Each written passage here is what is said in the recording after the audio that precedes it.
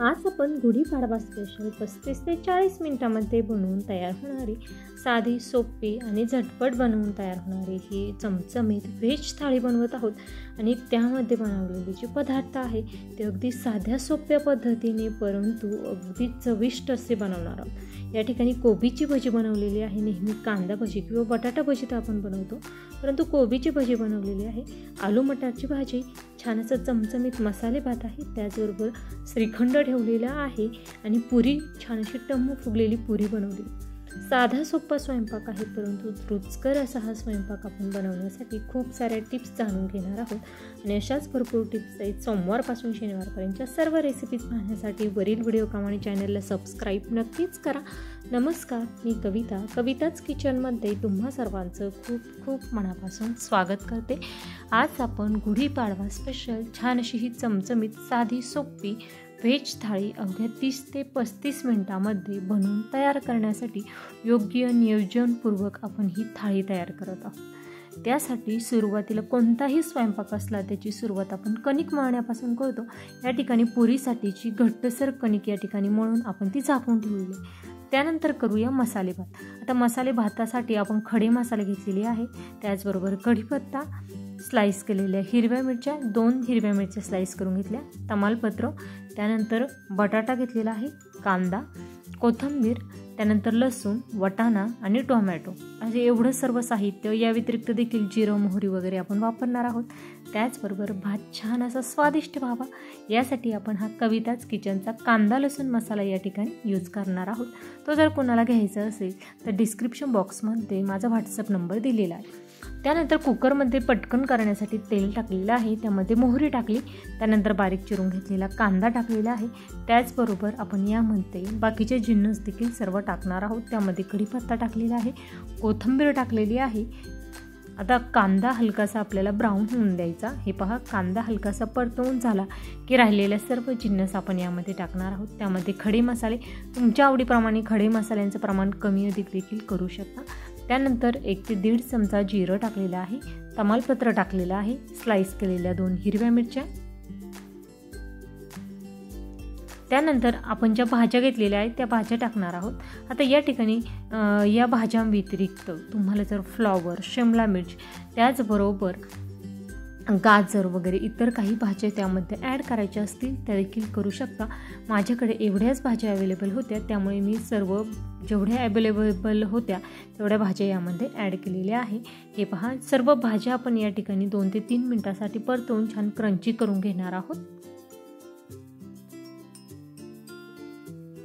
भाज्या छान अशा आपल्या परतवून तयार होत आलेल्या आहे. हलक्याशा क्रंची करायच्या म्हणजे भाताला चव छान येते. त्याचबरोबर या ठिकाणी मसाले भात करण्यासाठी आपण या ठिकाणी बासमती तांदूळ न वापरता या ठिकाणी इंद्रायणी तांदूळ वापरणार आहोत. त्यानंतर आपण यामध्ये 1 चमचा धना पावडर, अगदी अर्धा चमचा या ठिकाणी लाल मिर्च पावडर, अर्धा चमचा हळद टाकलेली आहे आणि सर्व जिन्नस आपण या तेलामध्ये व्यवस्थित अशा परतवून घेणार आहोत.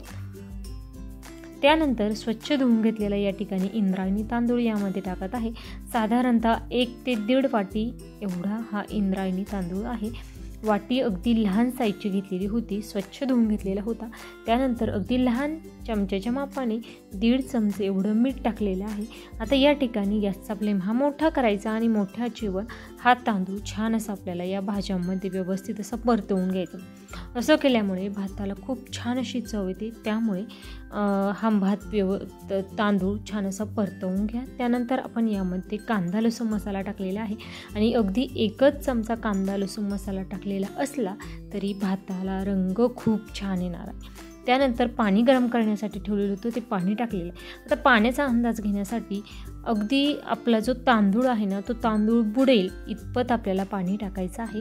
कारण इंद्रायणी तांदूळ आहे, त्या तांदूळासाठी शिजण्यासाठी पाणी जास्त लागत नाही, त्यामुळे फक्त तांदूळ बुडेल एवढंच आपण पाणी टाकलेलं आहे. अगदी जर तुम्ही बासमती तांदूळ घेतला तर तुम्हाला तांदूळाच्या अगदी थोडंसं वरती येईल एवढं पाणी टाकायचं आहे. सर्वात शेवटी आपण यामध्ये काजू टाकलेले आहे. त्यानंतर मीठ आणि सर्व जिन्नस यामध्ये व्यवस्थित असे मिक्स करून घेतल्या. कुकरला झाकण लावायचं आणि मध्यम आचेवर 2 शिट्ट्या करून आपण भात शिजवून घेऊ. तोपर्यंत या ठिकाणी आलू मटारची भाजी करण्यासाठी कढईमध्ये आपण खोबरं टाकलेलं आहे, स्लाईस केलेलं खोबरं आहे. त्याचबरोबर थोडंसं ओलसर खोबरं आहे, त्यामुळे मी जास्त तळून घेणार आहे. तेल टाकायचं आणि हे खोबरं छान असं लालसर रंगावर भाजून घ्यायचं. खोबरं काढून घेतल्यानंतर लसूण, अद्रक आणि टोमॅटो छान असा सॉफ्ट होईपर्यंत आपण हा शिजवून घेतलेला आहे. त्यामध्ये मगज बी टाकलेलं आहे, साधारणतः 1 चमचा एवढं मगज बी टाकलेलं आहे. आणि या ठिकाणी टोमॅटो घेताना शक्यतो जास्त पिकलेला घ्या.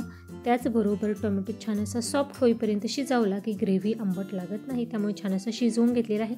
ग्रेव्हीचं वाटण थंड होत आहे तोपर्यंत आपण कढईमध्ये तेल टाकलेलं आहे. तेलामध्ये मोहरी, 1 चमचा हळद, त्याचबरोबर आपण यामध्ये 1 चमचा जिरं टाकलेलं आहे. त्यानंतर 1 चमचा धना पावडर. या ठिकाणी कविताच किचनचा आपला जो कांदा लसूण मसाला आहे तो कांदा लसूण मसाला साधारणतः 2 चमचे एवढा कांदा लसूण मसाला टाकणार आहे. हा मसाला टाकला की तुम्हाला मिरची पावडर देखील टाकण्याची गरज नाही, कारण यामध्ये आपण 5 प्रकारच्या मिरच्या वापरलेल्या आहे. चवीसाठीची वेगळी वापरलेली आहे, कलरसाठीची, ग्रेव्हीला दाटसरपणा यावा यासाठीची, त्याचबरोबर तिखटपणासाठीची, रंग येण्यासाठीची, अशा खूप साऱ्या वेगवेगळ्या मिरच्या वापरलेल्या आहे. त्यामुळे तुम्हाला यामध्ये हा मसाला 1.5 ते 2 चमचे टाकल्यानंतर तुम्हाला लाल मिर्च पावडर देखील टाकण्याची गरज नाही. त्यानंतर ग्रेव्हीचं वाटण करून घेतलेलं सर्व टाकलेलं आहे. त्याचबरोबर वाटाणे आणि बटाटा छान असं आपण स्वच्छ धुवून यामध्ये टाकलेला आहे. त्यानंतर आपण ग्रेव्हीचं वाटण छान असं परतवून घेतलं. त्यानंतर गरम पाणी करण्यासाठी दुसऱ्या गॅसवर आपण ठेवलेलं होतं, ते गरम पाणी यामध्ये टाकलेलं आहे आणि छान अशी आपण ही ग्रेव्ही मंद आचेवर व्यवस्थित अशी शिजवून घेणार आहोत. आपला तोपर्यंत भात देखील शिजवून तयार झालेला आहे. हे पहा, ग्रेव्हीला आत्ताच रंग खूप छान आलेला आहे, वास तर खूप छान असा येत आहे. त्याचबरोबर हा जो कांदा लसूण मसाला आहे तो तयार करण्यासाठी आपण त्यासाठीचा जो कांदा लसूण आहे तो आपण पाट्यावर वाटलेला आहे, त्यामुळे पारंपरिक चव या मसाल्याला आलेली आहे. त्याचबरोबर आपण तो डंकावर कुटलेला आहे, त्यामुळे आणि शुद्धता राखून केमिकल विरहित सर्व मसाले या ठिकाणी यूज केले.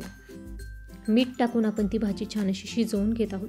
तोपर्यंत आपला मसाले भात देखील खूप छान असा तयार झालेला आहे. हे पहा, अगदी परफेक्ट या ठिकाणी मसाले भात तयार झालेले आहे.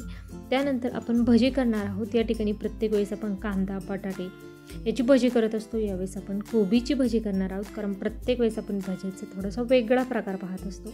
या ठिकाणी बेसन पिठामध्ये लाल मिर्च पावडर, जिरे, हळद, त्याचबरोबर ओवा आपण छान असा हातावर क्रश करून यामध्ये टाकलेला आहे आणि ओव्याचा जो वास असतो तो छान असा या पिठामध्ये मिक्स करून घेतल्यानंतर यामध्ये बारीक चिरलेली कोथिंबीर टाकलेली आहे. त्यानंतर कोबी स्वच्छ धुवून आपण तो बारीक कट करून घेतलेला होता तो यामध्ये टाकायचा आणि व्यवस्थित असं आपण सर्व जिन्नस कोरड्या पिठामध्ये मिक्स करून घेणार आहोत.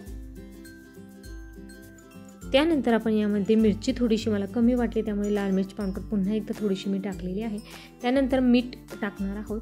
आता या ठिकाणी आपण लाल मिर्च पावडरचा वापर केलेला आहे, त्याऐवजी तुम्हाला जर हिरवी मिरची वाटून टाकायची असेल तर टाकू शकता आणि थोडंफार पाण्याचा वापर करून आपण छान असं घट्टसर हे पीठ मळून घेणार आहोत. तर या ठिकाणी कोबीची भजी करण्यासाठीचे जे पीठ आहे ते पीठ तुम्हाला भिजवल्यानंतर लगेचच त्याची भजी काढून घ्यायची आहे, कारण कोबीला मध्ये मॉइश्चर तयार होतं आणि पीठ नंतर ते पातळ देखील होऊ शकतं. त्यामुळे कोबीची भजी करत असताना ज्यावेळेस तुम्ही पीठ मिक्स करून घेता त्यावेळेस तुम्हाला कोबी ह्या ज्यावेळेस तुम्हाला भजी काढायची त्यावेळेसच ॲड करायचं आहे. मी लगेचच काढणार आहे, त्यामुळे मी लगेच कोबी यामध्ये ॲड केलेला आहे. त्यानंतर कुरडईची रेसिपी आहे, तुम्ही पाहू शकता छान पांढऱ्या शुभ्र रंगावर आपली कुरडई या ठिकाणी आपण तळून घेणार आहोत. आणि ही कुरडईची रेसिपी आपण कालच यूट्यूबवर मी शेअर केलेली आहे. ती जर कोणाला पाहिजे असेल त्याची लिंक मी खाली डिस्क्रिप्शन बॉक्समध्ये देणार आहे. त्याचबरोबर या व्हिडिओच्या एंड स्क्रीनला देखील तुम्हाला ती रेसिपी पाहायला मिळेल. तळल्यानंतर देखील कुरडई खूप छान पांढरी शुभ्र तयार झालेली आहे.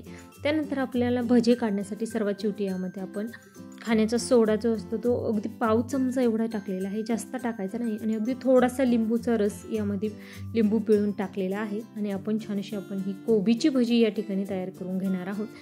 तेल खूप गरम झालं त्यामुळे गॅसचा फ्लेम हा पूर्णपणे कमी केलेला आहे आणि मध्यम आचेवर ही कोबीची भजी आपण तळून घेणार आहोत. या ठिकाणी पूर्ण नियोजनपूर्वक आपण हा स्वयंपाक करत असताना आपल्याला स्वयंपाकाच्या पूर्वतयारीमध्ये आपल्याला जे जे साहित्य लागणार आहे ते हाताशी ठेवायचं, म्हणजे आपला स्वयंपाक हा पटपट तयार होतो. त्यामध्ये कोथिंबीर तुम्ही अगोदरच कट करून ठेवू शकता. त्याचबरोबर तुम्हाला जे भजी करण्यासाठी तुम्हाला कोबी लागत असेल तर तो कोबी अगोदर कट करून ठेवू शकता, म्हणजे थोडीफार तुम्ही जर पूर्वतयारी अगोदर करून ठेवली तर तुमचा स्वयंपाक हा तुम्ही केलेल्या नियोजनानुसार तेवढ्या वेळातच पूर्ण होतो.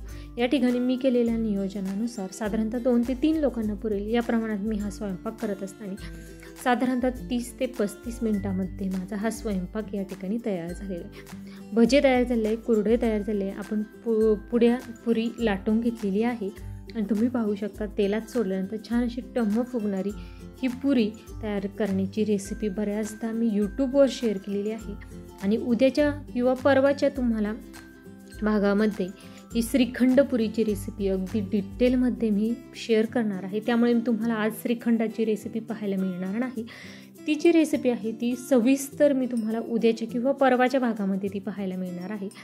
त्या ठिकाणी तुम्हाला पुरीची कणिक देखील कशी मळायची हे देखील मी सांगणार आहे आणि गुढीपाडवा स्पेशल आपण श्रीखंड पुरीची रेसिपी परवाच्या भागामध्ये पाहणार आहोत. सर्व पदार्थ आपले तयार झालेले आहे.